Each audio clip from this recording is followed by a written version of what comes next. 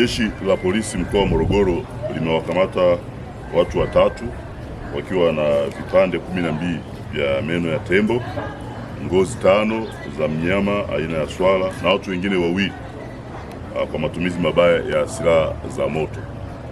Tukio la awali limetokea Machi 14 mwaka huu huko katika kitongoji cha Mambo Msije Darajani, kijiji cha Mlandizi, kata ya Mangae, wilaya ya Mvomero, mkoa wa Morogoro, ambapo mtu mmoja aitwaye Maneno Hatibu Kafunganyolo, huyu ana umri wa miaka 59, mkulima na mkazi wa Twange Magari, alikamatwa akiwa na vipande 8 vya meno ya tembo sawa na tembo wawili hao waliokuwa wameuawa.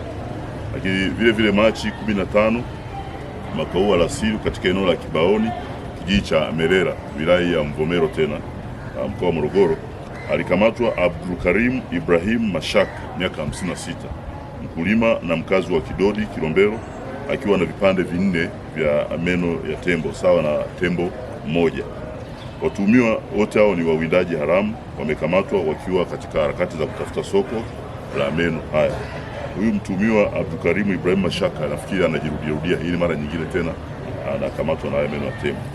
Kwa operation dhidi ya wawindaji haramu ilifanikisha pia kukamatwa kwa Anthony George Joseph mwenye umri wa miaka 36. Huyu ni mkulima na mkazi wa Mngazi, akiwa na ngozi 5 mbichi na nyama kiasi cha mguu mmoja wa mnyama anayeitwa swala, ngozi 5 za swala na pamoja na mguu mmoja wa mnyama swala. Kwa hiyo amekamatwa Machi 15 mwaka huu jioni katika kijiji cha Mngazi, wilaya ya Morogoro. Chanzo cha matukio yote haya ni mwendelezo tu wa matukio mabaya ya wahalifu wa kuhujumu rasilimali za taifa. FM kutoka Tabata, Dar es Salaam, Tanzania.